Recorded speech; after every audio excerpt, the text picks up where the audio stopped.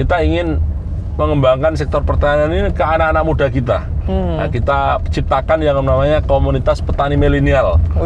Ada figurnya yang namanya Mas Adi Latif. Ada teman-teman di Mbaju, Kecamatan Gedong Tuban ini, namanya kelompok Alam Sri ini sudah menghasilkan beras organik yang kualitasnya sangat bagus sekali dan sudah berstandar, istilahnya sudah punya lisensi.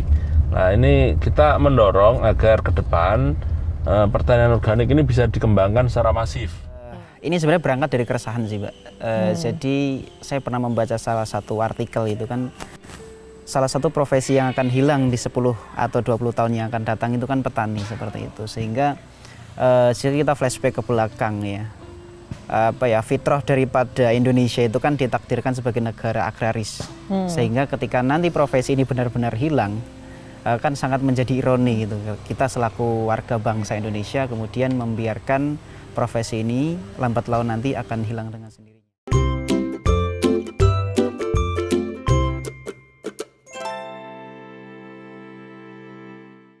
Kita udah jalan-jalan nih Pak dari tadi, terus di kanan kiri itu ada beberapa kuliner khas Blora seperti itu ya. Ada mulai dari sate, soto, terus lontong, opor. Gitu. Wah, ini jadi macam-macam kuliner khas Blora ini yang bisa menggoyang lidah kita gitu. Nah, itu dia. Pak Arief hobinya makan yang mana nih? Atau kesukaannya yang mana nih? Saking banyaknya pilihan. Iya, saya tergantung jamnya, Mbak. Tergantung jamnya. Ya, kalau pagi biasanya kita orang Blora itu sarapannya nasi pecel dibungkus daun jati. Lauknya tempe itu sudah sangat istimewa. Nah, nanti jam makan siang bisa aja soto, rawon, atau sate, atau yang lainnya. Jadi banyak menu pilihan. Nanti lontong tahu juga ada. Nah, ini daftar kuliner Blora ini luar biasa. Sampai kita kemarin saya ada menulis buku judulnya Diplomasi Kuliner. Diplomasi kuliner. Iya, wow. Karena dari kuliner ini kita bisa mengenalkan Blora keluar sana. Dan masyarakat istilahnya diaspora dan sebagainya, mereka mau pulang kampung karena kangen masakan Blora. Di lidah itu tidak bisa dibohongi, sehingga kita menggeliatkan tentang kuliner Blora yang khas ini. Keberadaan UMKM di Blora ini sangat beragam sekali, yang mana alhamdulillah mereka sudah punya kreasi, inovasi untuk terus mengembangkan sektor UMKM, termasuk di bidang perkulineran. Nah, yang mana mereka kita dorong bersama-sama, kita promosikan. Jadi kami hadir langsung, ada beberapa UMKM kuliner ini yang kami datangi, kita endorse. Nah, begitu kita promokan, alhamdulillah pengunjungnya langsung banyak sekali. Dan ini menjadi komitmen kami untuk ke depan terus mempromosikan berbagai macam kreasi dari UMKM yang concern terhadap pengembangan kuliner yang ada di Blora. Dan istimewanya kuliner Blora ini 24 jam. Jam pagi ada, jam siang ada, jam sore ada, jam malam ada, bahkan jam subuh pun yang baru buka juga ada. Nah, ini. Jadi kalau ke Blora nggak usah khawatir,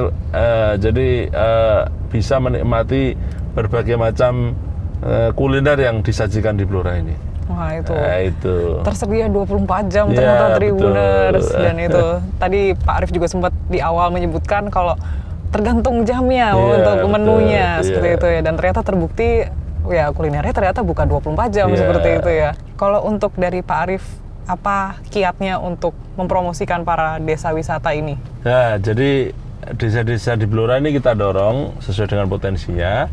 Ada yang berbasis wisata alam, wisata budaya, dan juga ada wisata buatan. Nah, jadi kita dorong mereka sering mengadakan event, festival dan sebagainya di desa-desa tersebut. Nah, jadi sesuai dengan karakteristik masing-masing. Ya, alhamdulillah masyarakat merespon hal tersebut, sehingga desa-desa ini mampu untuk menggeliatkan perekonomian dari keberadaan dia sebagai desa wisata. Ini yang lagi viral ini Desa Bangsri. Ini kadesnya namanya Mas Laga. Nah, dia kemarin menciptakan wisata buatan yang mana kalau setiap weekend ini pengunjungnya bisa puluhan ribu. Wah, banyak juga ya. Bikin festival lampion dan sebagainya. Ini adalah bentuk kreativitas dari kades-kades muda yang mampu menangkap peluang. Jadi kalau orang itu kan pasti pengen refreshing. Nah, ini bisa dituangkan dengan berkunjung ke desa-desa wisata ini ya, yang ada di Blora ini. Jadi termasuk Sambangrejo, ini Kampung Samin, ini juga di sana ada homestay-nya. Terus kemudian ada wisata alamnya, budayanya, terus kemudian wisata religi ya, ini yang terus juga kita dorong di Kabupaten Blora ini. Jadi kita ingin desa-desa wisata yang sudah berprestasi nanti bisa menjadi inspirasi untuk desa-desa yang lainnya untuk bisa mengembangkan sektor pariwisata yang bersumber dari desa-desa ini. Baik, tadi sudah berbicara tentang desa wisata, terus wisata kuliner juga. Pasti juga perlu di-support dengan tempat atau penginapan yang jos juga seperti itu ya Pak. Dengar-dengar nih Pak, ada juga hotel yang baru di wilayah Blora ini. Bintang 4 kalau nggak salah ya. Jadi alhamdulillah ini investor sudah melirik Blora. Salah satunya memang Maes, ketika sebuah kota ini pengen didatangi orang ini kan harus sarana prasarana penginapan hotelnya harus mendukung. Ini alhamdulillah ada salah satu investor yang membangun hotel bintang 4 namanya Hotel Azana. Nah, ini menandakan bahwa Blora ini geliat ekonominya sudah bagus sehingga orang bisa datang ke sini. Dan tentunya nanti kita akan ciptakan suasana investasi yang menarik biar orang berinvestasi ke sini, termasuk juga event-event, kegiatan yang menarik untuk orang berkunjung ke Kabupaten Blora. Dengan tadi segala potensi yang kita miliki, wisata alam, wisata budaya, kuliner, event-event. Nah, ini harapan Blora akan menjadi salah satu kota, kabupaten yang memang serius untuk menggarap sektor investasi ini.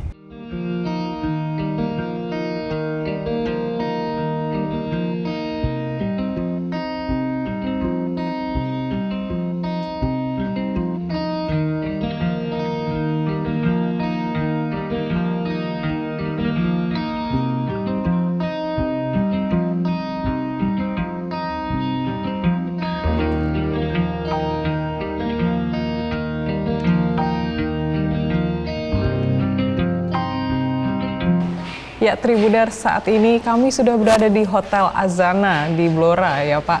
Dan ini udah lihat sekilas ya tadi ya Pak, cantik banget ternyata hotelnya. Luas banget loh Tribuners ternyata hotelnya. Iya, bagus. Di Blora bisa hadir Hotel Bintang 4 ini berarti menandakan bahwa investor tertarik untuk menanamkan modalnya di Blora. Nah, ini nih, ngobrol-ngobrol tentang investor seperti itu ya. Gimana cara atau triknya Pak Arief untuk menarik para investor untuk berinvestasi di Blora, Pak? Jadi kita harus punya optimisme bahwa dari sisi investasi ini nanti insya Allah akan memberi kontribusi yang positif untuk perekonomian daerah. Kita awali dulu bahwa bagaimana investor ini bisa tertarik di Blora, kita berikan kemudahan-kemudahan tentang pelayanan, perizinan dan sebagainya. Kita ada mall pelayanan publik yang mana di sana para investor kita permudah untuk mengurus izin dan sebagainya. Nah, termasuk juga kita mencoba ke depan selain di sektor pariwisata ini kita juga mengupayakan investasi yang bisa menyerap tenaga kerja banyak. Nah, entah itu di bidang tekstil, ada juga yang di sektor migas. Ini alhamdulillah ada beberapa investasi yang masuk ke Blora yang mereka membutuhkan bahan baku yang untuk mendukung usaha mereka. Nah, karena di Blora ini punya gas dan bahan baku yang lainnya. Nah, jadi kita juga terkait investasi ini sedang mengembangkan kawasan namanya Cepu Raya, Mbak. Jadi adanya di Cepu, yang mana Cepu Raya ini nanti akan bergandengan tangan dengan Bojonegoro dengan Tuban. Nah, kita harapkan kawasan ekonomi ini akan menjadi kawasan baru di Jawa Tengah bagian timur, yang mana kita lintas provinsi, tidak hanya Jawa Tengah, melibatkan Jawa Timur juga. Saya yakin nanti investasi di Blora ini akan tumbuh dan berkembang dan akan bisa menyerap tenaga kerja yang ada di Kabupaten Blora. Intinya kita akan kait, Kadin, dan juga grup-grup yang lain untuk bagaimana menjajaki peluang kerjasama untuk pengembangan investasi yang ada di Blora ini. Jadi kita akan mempromosikan Blora ramah terhadap investasi. Gitu. Ramah wisatawan, ramah investasi juga, itu paket komplit ya istilahnya untuk di Blora nanti. Dan untuk yang terakhir nih, mungkin kita juga setelah membahas sektor pariwisata, investasi, kita juga akan beralih ke topik yang terakhir nih Pak, kesehatan. Oke, topik, jadi terima kasih. Di sektor kesehatan tentunya kami ingin memberikan pelayanan yang terbaik untuk masyarakat. Target kita ke depan kita UHC-nya 100%, sehingga semua masyarakat bisa tercover untuk bisa berobat secara gratis untuk yang tidak mampu, dan juga BPJS bisa mengcover hal tersebut. Alhamdulillah 3,5 tahun ini kami memimpin Blora. Kita ada 2 rumah sakit pemerintah yang sudah berdiri, yaitu Rumah Sakit RSUD Samin Sorosentiko yang ada di Randu Blatung untuk melayani bidang kesehatan yang ada di Blora Selatan. Dan satu lagi kerjasama dengan kepolisian, kita ada Rumah Sakit Bayangkara yang ada di wilayah Kecamatan Kunduran. Ini di Jawa Tengah, di Blora bagian barat. Jadi 4 penjuru sudah ada rumah sakit pemerintah. Selain juga rumah sakit swasta. Ini juga tertarik untuk berinvestasi mendirikan rumah sakit di Blora ini. Jadi sektor kesehatan ini adalah hal yang tentunya selain infrastruktur, pendidikan, ini juga investasi, pertanian tadi sudah kita bahas. Ini kita juga mendorong agar kesehatan di Blora ini kita layani dengan baik. Ada juga klinik-klinik sudah tumbuh dan berkembang. Sehingga ketika masyarakatnya sehat, alhamdulillah insya Allah sektor yang lain juga akan bisa berkembang dengan baik. Itu. Kira-kira gimana caranya Pak Arief untuk memastikan kalau pelayanan atau mutu dari pelayanan kesehatan ini tetap sesuai kualitasnya dan juga tetap berlanjut untuk ke depannya?